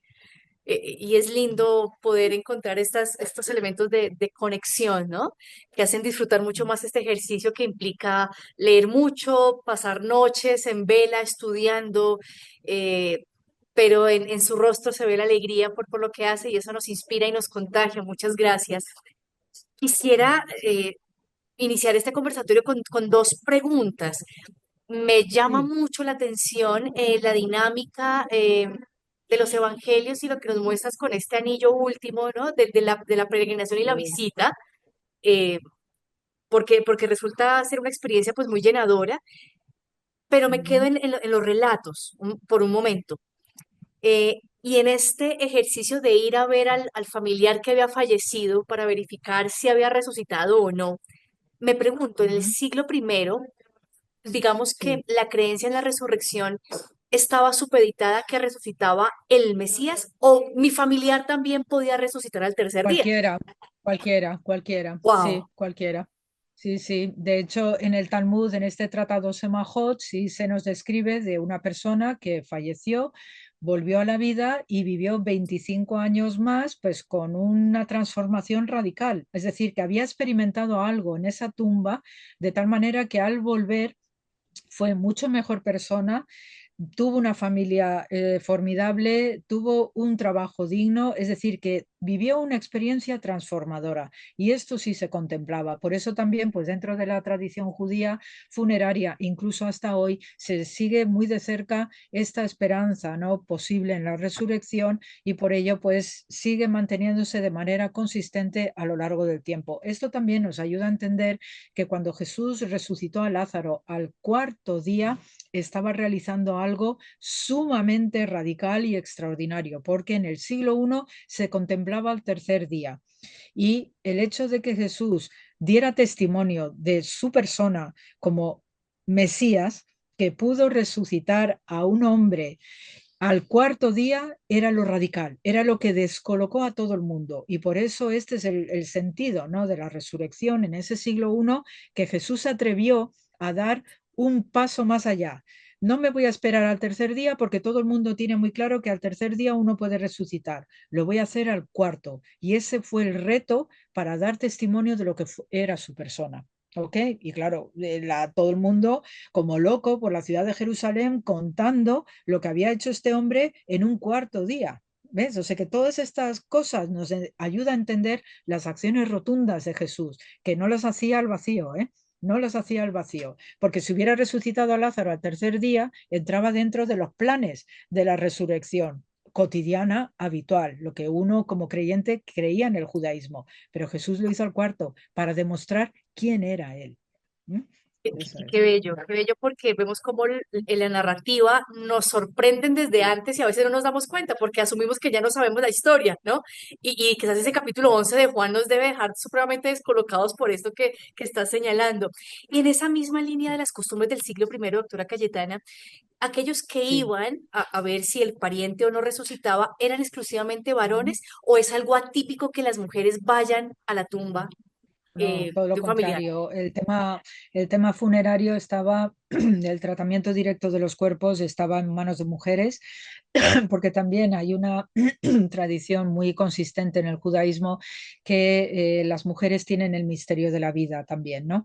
Entonces, porque se embarazan, dan a luz, etcétera. Entonces, este tipo de tratamientos amables era algo de mujeres y por eso vemos también, y esto es común a otras culturas, en el campo griego hay representaciones en cerámica griega de las plañideras. Eran mujeres las que iban en los cortejos funerarios. Vemos en la Vía Dolorosa cómo Jesús amonesta a las mujeres de Jerusalén. Es decir, existía la sana costumbre de que las mujeres de alta sociedad, pues para poder, digamos, ofrecer a la sociedad, ¿no?, el hecho de tener una buena vida. La riqueza no se condena en el judaísmo, se entiende que es algo porque, que tú te has ganado y que por tanto tienes el derecho a disfrutarlo. Pero eso también te puede llevar a que uno se crea vanidoso, vanidosa, que se crezca en soberbia. Entonces, las mujeres de alta sociedad estaban especialmente obligadas a los actos de caridad y cuando se producía la pena capital romana, estas mujeres tenían que acudir para socorrer hasta el final a la persona que iba a ser ajusticiada. Por eso el tema funerario está en manos de las mujeres, y también acompañan hombres, que por eso cuando se produce la resurrección y van mujeres a decir a los apóstoles, a los discípulos, oye, que Jesús no está, que ha salido. Claro, las miraban como diciendo, no, estáis locas. No, no estaban locas, es que sabían muy bien cómo era el tratamiento de ese cuerpo y sobre todo la vinculación tan sensitiva de lo femenino con la vida y también con la muerte. No es que los hombres estuvieran fuera, los hombres también tenían una participación y demás, pero la parte más cercana era estrictamente femenino. Por eso estamos hablando de miróforas todo el tiempo, mujeres. Qué lindo porque eso me hace Sí, recordar estas dinámicas que vemos incluso desde el paleolítico, ¿no? En donde lo femenino sí, está anclado al nacimiento biológico, pero también al nacimiento a claro, la vida eterna, ¿no? Y en claro. tantos enterramientos donde hay elementos de quizás de conchas con color rojo y demás, ¿no? Haciendo esta alusión. Pienso que es algo muy lindo y Sí. que nos ayuda también a interpretar desde nuevos enfoques a las mujeres, este lugar también de Magdalena y a la madre de Jesús también, ¿no? A María, en ese ejercicio de pertenecer a la comunidad que también peregrina y contempla el misterio. Eso es. De hecho, por la tradición que nos van describiendo los peregrinos en sus diversos relatos, al ir, viajan a Tierra Santa, viajan a Israel y van describiendo lo que los lugareños le cuentan. Entonces había también una vía dolorosa de mujeres, imitando lo que hizo María, la madre de Jesús, con las mujeres de Jerusalén, porque iban acompañando a la comitiva que iban ajusticiando a todos las penas de crucifixión en el Gólgota. Entonces, había una vía matriz, se llama así, de mujeres que hacían sus procesiones en la Vía Dolorosa. ¿Mm? Hermoso, Miguelito. Yo tengo muchas más preguntas, pero hay que dejar también al resto del, del auditorio. Sí, claro, sí, que estén por Bueno, ahí. doctora, gracias, Juliana.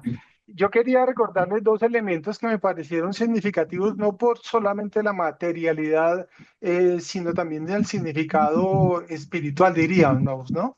Que era, pues, primero, los diversos niveles que tenían estos edificios, estas estructuras que preservaban hacia abajo toda esta historia salvífica, si la queremos llamar de esta manera, y el antes y el después con el año 1808 del incendio, que fue un antes y un Mm, después de todo mm, el proceso, llamémoslo así de esta manera, pero también la importancia de los suelos, doctora, porque de alguna manera cada nivel está diciendo algo, ujú, ¿no? Está mostrando algo, claro, está narrando algo, está claro. contando algo. Entonces, quisiera que si Mm. nos quisiera mencionar algún aspectico que nos ayuda a nutrir la importancia del descubrir esos diversos niveles como una experiencia no solamente arqueológica material, sino de dimensión espiritual.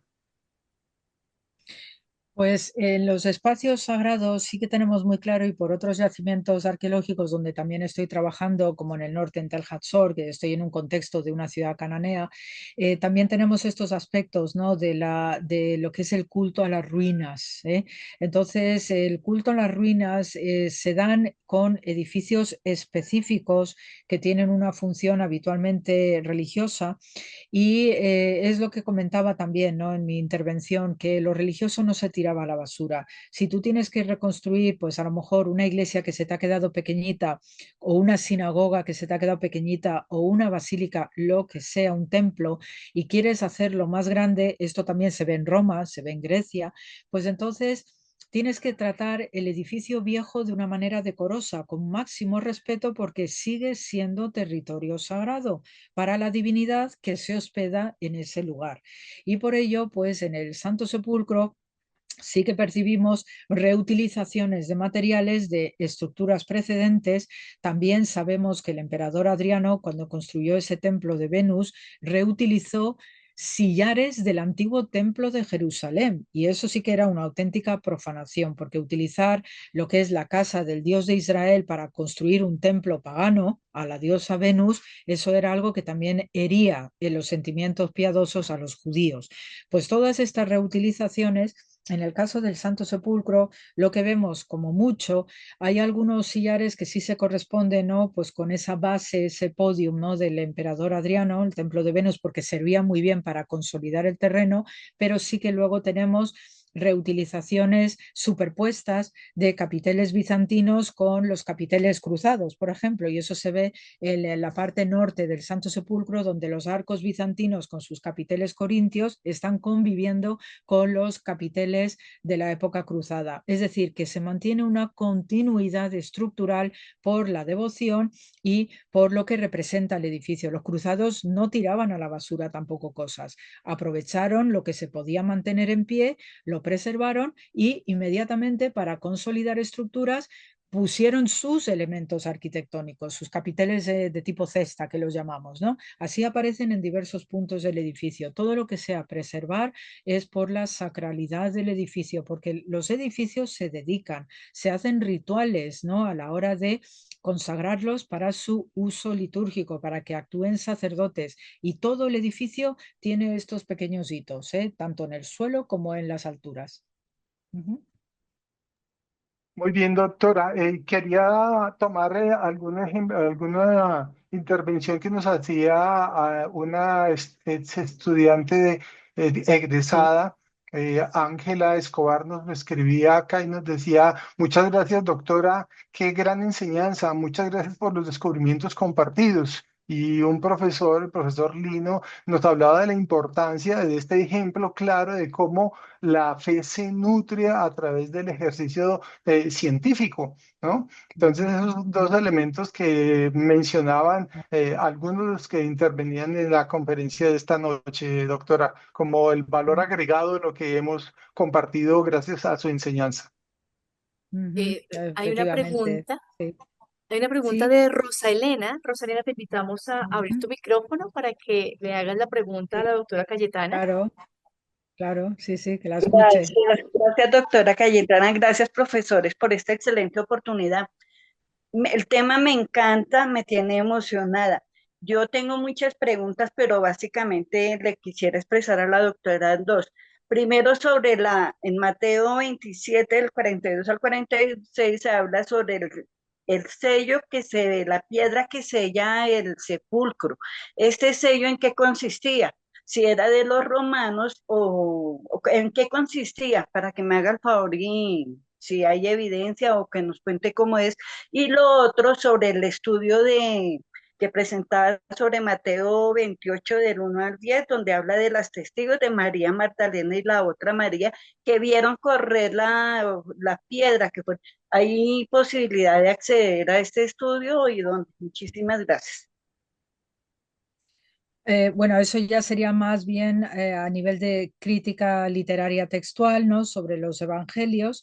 Desde el punto de vista, digamos, material del sellado, sí sabemos que los propios judíos ya sellaban sus tumbas cuando ya empezaba lo que es la fase del pudridero, mientras no había un sellado estricto en esos 3 primeros días para facilitar que las miróforas, los que estaban vigilando que hubiera esa posibilidad de resurrección, fuera muy ágil esa piedra y no se sellaba. Pero luego sí, cuando viene la fase de pudridero, sí había un sellado específico que se hacía con una especie de argamasa y probablemente pues, por la singularidad de la tumba de Jesús y por esa vigilancia con los soldados que pusieron en esa tumba, pues probablemente hubo algún tipo de sellado estrictamente romano siguiendo el hilo de esta posible violatio sepulcri, que esto sí que era derecho penal romano.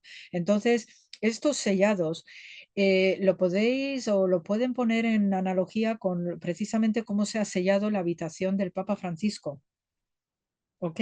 Esta costumbre que se ha visto ahora en estos días, que lo primero que se le retiró fue el anillo del pescador y luego se selló las dependencias del Papa Francisco con un lazo rojo y un sello expresamente puesto para que nadie acceda a esa habitación. Entonces, hay interesantes analogías en esta costumbre vaticana con lo que debió ser ese sellado de la tumba de Jesús, que se hizo con el permiso romano a petición de Arimatea, de Nicodemo y todos los demás que eran miembros del Sanedrín, precisamente para preservar ese cuerpo y teniendo en cuenta que estábamos ya en la antesala del Shabbat, que es una fiesta solemne en el judaísmo, y al estar todo el mundo recogido en sus casas, y sobre todo porque la pena capital romana se hizo haciendo daño en la línea de flotación espiritual a los judíos por la antesala del Shabbat, porque en Shabbat no se mata a nadie,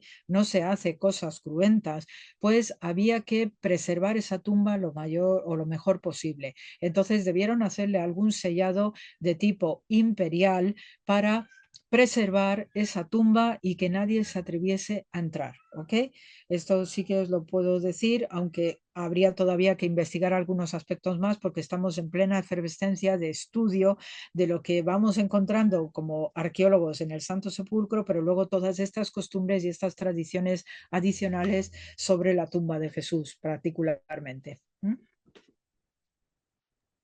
Doctora Cayetana, me surge ahora también una pregunta, uniendo lo que nos comentabas de la firme convicción del ser humano como imagen y semejanza de Dios y Jesús, una imagen vulnerada, lacerada, ¿no? Tanto de Dios y de lo humano. Em, las mujeres en este proceso sí, como acomodar y tratar como de restaurar un poco el cuerpo. Cuéntenos un poco de ese proceso, de cómo se embalsamaba, cómo se cubría, de qué manera, digamos, qué sé yo, se lavaba y qué se hacía con esta agua y luego cómo era el orden de los perfumes. No sé si tenemos información de ello. Sí, se utiliza estrictamente aguas lustrales, aguas benditas. Se utilizaba lino, ¿ok? El lino es el material preferente para la limpieza ritual, igual que la vestimenta de los sacerdotes que era de lino y sin costuras. No debe haber ningún tipo de aguja que haya perforado ese lino, ningún corte con tijeras ni nada por el estilo, porque era una forma de profanar el textil. Y entonces se empleaba pues un primer lavado con agua y luego después se utilizaba para la sanación de las heridas para que dejaran de sangrar el aloe. ¿Ok? Para que dejaran de sangrar el aloe. Y después ya se remataba con la mirra, porque la mirra representa, como bien lo sabemos con la tradición de los Reyes Magos, la mortalidad del individuo.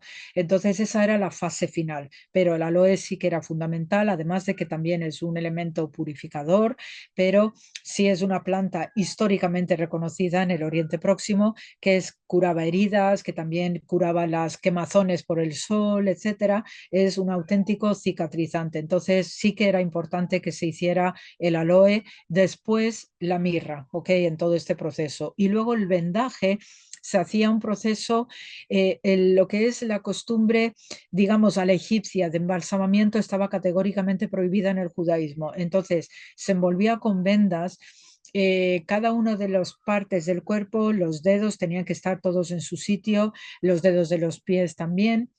Y entonces el vendaje debía ser exquisito porque la persona debe tener el cuerpo estructurado íntegramente por la posibilidad de la resurrección. Y después se cubría todo como si fuera una crisálida con un sudario y se le tapaba también el rostro con un velo. Entonces todo eso quedaba pues como una capsulita donde el individuo pues va teniendo un proceso de purificación inicial a través de la piedra, porque luego venía otra fase de purificación en cuanto pasaba ya a la fase del pudridero durante el año siguiente. Por eso dicen los judíos que cuando se entierra en estas rocas, en estas cuevas, el cuerpo sufre un montón. Lo dicen los mismos judíos, que el cuerpo sufre ya una transformación, porque claro, es dejar la vida biológica terrenal para emprender el viaje al Padre. Y por ello esa piedra también causa algún tipo de trastorno, de purificación, de cambio para empezar otro nivel existencial en camino hacia el Padre. Y por eso es tan importante, ¿no? El que se vele, el que se cuide, las plegarias, los ritos que van también acompañando a los difuntos para ayudar a esa elevación, porque el cuerpo sufre, la persona sufre en esa tumba y en la oscuridad de la cueva. Qué bello esto. Nos llega una pregunta más, doctor Cayetana, en relación con eso otra vez de la imagen, del cuerpo del ser humano como imagen también de Dios, y es Sí. respecto a la tradición que nos muestran los evangelios de una sevicia no solo en el castigo romano, sino en X porción de la multitud que en el juicio y ante Pilato pide la crucifixión, ¿no? ¿Qué Ujú. tanto de esta petición corresponde o puede corresponder, sí, eh, a una sección muy furiosa, muy iracunda, ¿no? De la casta judía, o puede ser más bien objeto postredaccional de las comunidades cristianas en aras de cargarle un poco la culpa, ¿no? A los Ya, judíos de que, mire, ya, por ustedes, nuestro maestro terminó como terminó. Porque digamos que contrasta ya. mucho el hecho de concebir de una manera tan sagrada al ser humano y pedir un castigo inhumano. Claro, es que eso también es la intencionalidad del redactor bíblico, que en un momento dado, en toda esta fase escritural, eh, había un sector de la sociedad judía representada principalmente por los celotas y los sicarios que sí que esperaban en Jesús que fuera ese líder revolucionario que llevase efectivamente a quitarse de encima a los romanos en un sentido material de la palabra, ¿no? Vieron que no se producía eso y entonces ese grupito pues debía ser sumamente ruidoso, que también ese grupito va a ser el responsable de que finalmente Jerusalén fuera destruida, según todos los comentarios y según el estilo de guerra que llevó a la destrucción del Templo de Jerusalén con Tito en el año 70. Los romanos, dentro de su política imperial romana, pues tenían desde el punto de vista jurídico el respeto máximo a los santuarios de todos los pueblos que estaban bajo la tutela imperial. No destruían, no combatían ningún estamento religioso porque tenían un máximo respeto. Lo que me importa como romano es que paguéis los impuestos, y eso era lo que garantizaba la Pax Romana. El resto, que cada uno venere lo que le dé la gana. Eso es una clave importante para entender el espíritu romano. Luego, eran ellos los responsables del jus gladi, que era la pena capital. Eso no lo podían hacer los judíos. Entonces, por desgracia, pues se da este grupito ruidoso que reivindica la liberación de Barrabás, que sí que era el líder celota, que podía llevar a la guerra, al combate, para expulsar físicamente a los romanos, y la otra parte, no digamos de los judíos, pues por el drama que supone todo este relato de la pasión, quedaron diluidos en lo que es el relato bíblico. Y tanto es así que también vemos que incluso esos discípulos estaban muertos de miedo por lo que pudiera pasar, porque como había este núcleo de los celotas y los secarios tan libantiscos, pues dice, por culpa de estos vamos a pagar los platos rotos todos los demás.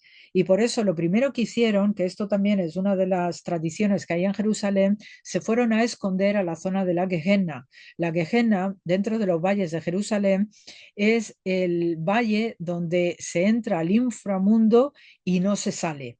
No hay posibilidad de esperanza. Es como decir el inframundo de los malos que no han sido, digamos, perdonados por las graves acciones que han tenido en vida. Entonces, ese valle de la Gehenna, que está yendo hacia la zona, digamos, occidental del sur de Jerusalén, pues eso estaba lleno de cuevas que también se utilizaron como tumbas en el pasado, y allí se escondieron los apóstoles. Y tenemos el monasterio griego ortodoxo de San Onofre, que está construido sobre una antigua necrópolis donde conservan en su interior la tumba de Anás, ni más ni menos, con otras tumbas de la misma época, y allí te cuentan, las monjitas ortodoxas que llevan el lugar, te cuentan cómo ellos preservan la cueva, que era una antigua tumba donde se escondieron los apóstoles que estaban muertos de miedo por lo que pudiera pasar, porque como los otros, que eran los levantiscos, pues causaron tal revuelo en toda la población, pues es lo de siempre, que pagan justos por pecadores.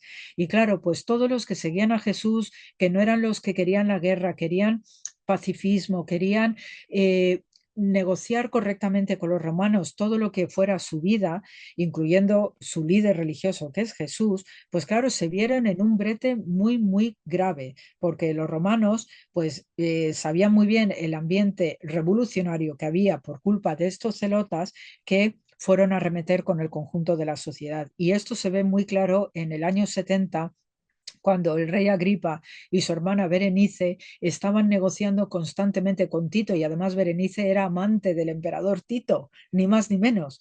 Y entonces estaban negociando que por favor no arrasen con la ciudad, no arrasen con la ciudad. Y en lo alto, en el templo, se atrincheraron unos celotas que empezaron a provocar a los romanos, y los romanos lanzaron antorchas de fuego, y ahí ya fue el acabose. Ahí se acabó ya la ciudad de Jerusalén. Ese es el drama. Ese es el drama, que por unos poquitos radicalizados y fanáticos se expandió al resto de la población. Y claro, pues después ya vinieron algunas interpretaciones de algunos padres de la iglesia radicalmente antisemitas, que sí que acusaron abiertamente a Israel de ser el pueblo deicida. Y no es correcto eso. Tampoco es justo. Tampoco es justo. ¿Mm? Wow, muchas gracias. Ujú. Gracias, doctora Cayetana. Ha sido una noche especial, una noche bendita, por su enseñanza, por su transmisión, por el significado espiritual que nos está transmitiendo a partir de la arqueología bíblica. Y juntamente a este ejercicio que hemos tenido esta noche, vamos a invitar también a nuestros seguidores para el próximo mes donde una arqueóloga colombiana, la doctora Melissa Prat Estrada, nos va a presentar el cuento de dos hermanos en un papiro y un paralelo que existe entre la historia de José en el capítulo 39 del Génesis. Entonces, nuevamente, doctora, muchas gracias, bendiciones y ha sido un placer recibir esta enseñanza de parte de usted. Nada, gracias a ustedes y aquí pues a mandar que siempre vamos teniendo más y más informaciones de diversos aspectos. Ahora para el mes de mayo pues y les mandaré por el WhatsApp, ¿no? Me entrevistaron para Televisión Española porque se ha descubierto también a pocos kilómetros de Belén la tumba de la matrona Salomé que asistió a María en el nacimiento de Jesús de Belén. Entonces ya tenemos esa tumba con grafiti de peregrinación en árabe, en griego y en arameo. Y bueno, pues una tumba tremendamente venerada y también, ¿no? Causante de peregrinación femenina hacia Belén. Así que tenemos importantes hitos. Hay muchas cosas que contar todavía, que de verdad se está trabajando de una manera extraordinaria en estos planos científicos porque la fe también tiene que nutrirse de ciencia y de un modelo, ¿no? De sentido común, de investigación para evitar caer en el fanatismo. Esto también lo tengo muy claro.